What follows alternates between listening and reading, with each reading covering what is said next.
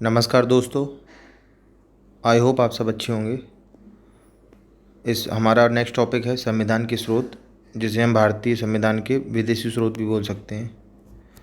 चलिए स्टार्ट करते हैं। इस बार मैंने टाइपिंग इसलिए नहीं की है क्योंकि हिंदी की टाइपिंग में काफ़ी समय लगता है, तो मैंने अपनी खुद की नोटबुक से ही पीडीएफ बना ली है। चलिए स्टार्ट करते हैं। भारत का जो सबसे बड़ा संविधान का जो सबसे बड़ा स्रोत है वो हमारा भारत सरकार अधिनियम 1935 है। मतलब हमारे संविधान में सबसे ज़्यादा जो चीज़ें ली गई हैं या जो सबसे बड़ा पोर्शन लिया गया है वो भारत सरकार अधिनियम 1935 जो पारित हुआ था उससे लिया गया है। उसमें जो चीज़ें थीं, जैसे कि उसमें कई सारे आर्टिकल्स थे, कई सारे भाग थे, तो हमने उन्हें डायरेक्टली उठा लिया है।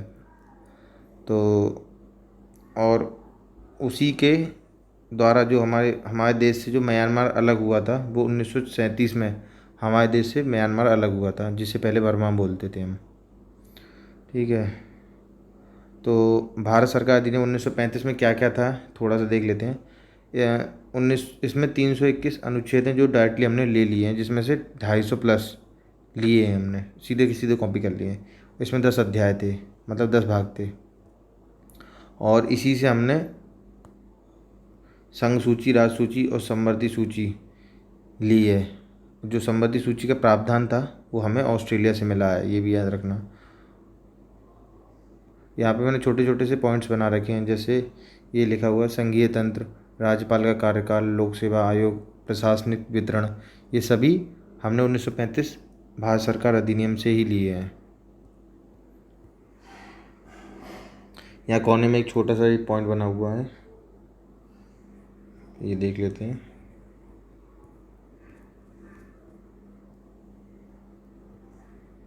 यहाँ पे लिखा हुआ है साइमन कमीशन में 7 सदस्य थे, सभी ब्रिटिशर्स थे, इसलिए हमने साइमन कमीशन का विरोध किया था। और हमारे देश में भारत में साइमन कमीशन 3 फरवरी 1928 में आया था, और इसमें लाहौर में जो विरोध करता थे हमारे लाला लाजपत राय, उनकी मृत्यु हो गई थी। उनको जो मतलब लाठी मारने का आदेश दिया था वो जेम्स ए स्कॉट ने दिया था, जो उस समय पे सुपरिटेंडेंट ऑफ पुलिस थे। तो उसके ही जस्ट जब लाला लाजपत राय की मृत्यु हो गई थी, उसके जस्ट एक महीने बाद उनकी मृत्यु का बदला लेने के लिए राजगुरु वगैरह ने सैंडर्स को मार दिया था गलती से, क्योंकि वो उस समय असिस्टेंट सुपरिटेंडेंट ऑफ पुलिस थे। ये छोटे छोटे नोट्स हैं, कभी कभी पूछ लेता है साइमन कमीशन भारत कब आया। 1928 में आया था, 3 फरवरी को, इसलिए मतलब मैंने बना रखे हैं।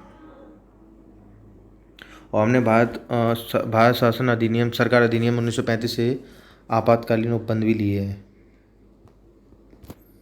लिखे हुए हैं। और हमारा देश वैसे तो संघीय प्रकृति का है, जो भारत देश का संविधान है, लेकिन कोई किसी किसी के द्वारा इसे अर्ध परिसंघीय भी बोला जाता है।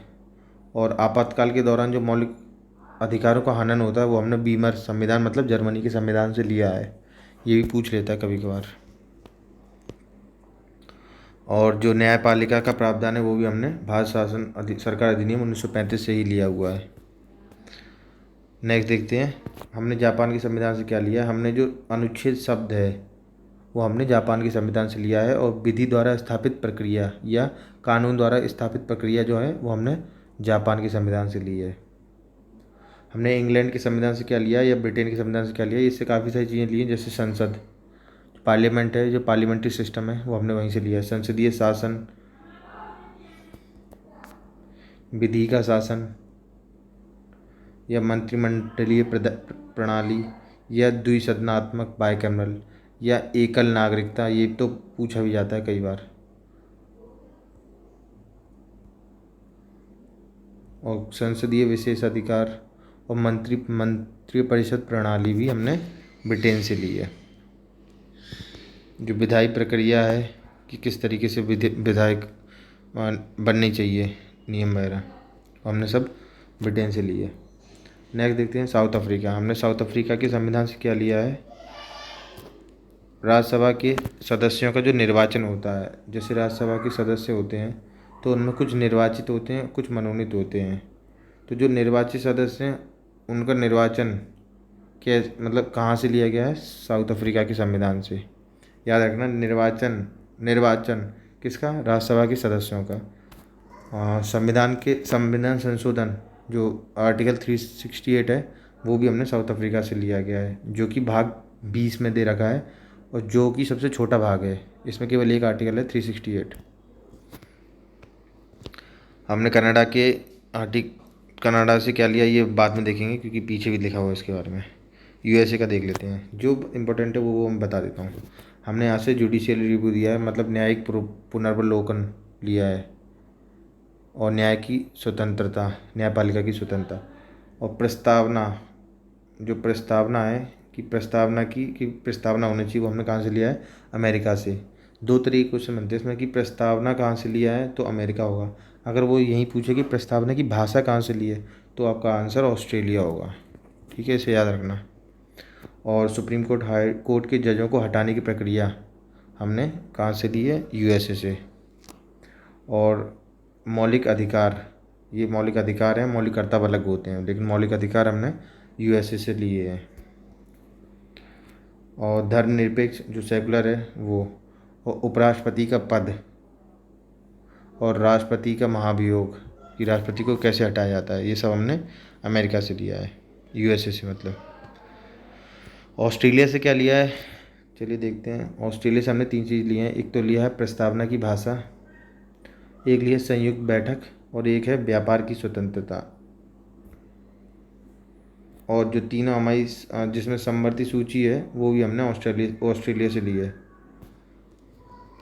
अब मैं आपको बता देता हूँ, संयुक्त बैठक अभी तक केवल 3 बार हुई है हमारे देश में। पहली बार हुई थी दहेज निषेध पर 1961 में, जो कि जवाहरलाल नेहरू के द्वारा की गई थी। दूसरी हुई थी बैंकिंग सुधार या बैंकिंग सेवा आयोग, वो हमें 1978 में, ये इंदिरा गांधी के द्वारा बुलाई गई थी, मतलब इंदिरा गांधी थी उस समय पीएम। और लास्ट था प्रोविज़न ऑफ टेररिज्म, यहाँ पर टेररिज्म होगा, ऑर्डिनेंस पोटा, या फिर पोटो या पोटा बोल सकते हैं। ये आपकी 2002 में बुलाई गई थी, ये लास्ट थी। और उस टाइम पे अटल बिहारी हमारे प्रधानमंत्री थे। फ्रांस के संविधान से क्या लिया हमने? तदर्थ न्यायाधीश, ये एक पद होता है।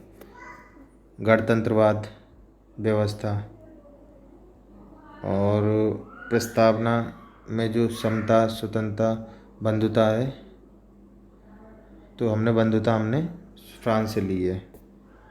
और गणतंत्रवाद का मतलब होता है जहाँ पे वंशानुगत नहीं चुना जाता है, वहाँ का सबसे मुख्य जो होता है, जैसे राष्ट्रपति हो गया। अब देखते हैं कनाडा से क्या लिया हमने। कनाडा से हमने संघीय व्यवस्था ली है, जो सेंटर होता है, एक स्टेट होता है, एक सेंटर होता है, तो जो संघीय व्यवस्था है तो वो हमने कनाडा से ली है।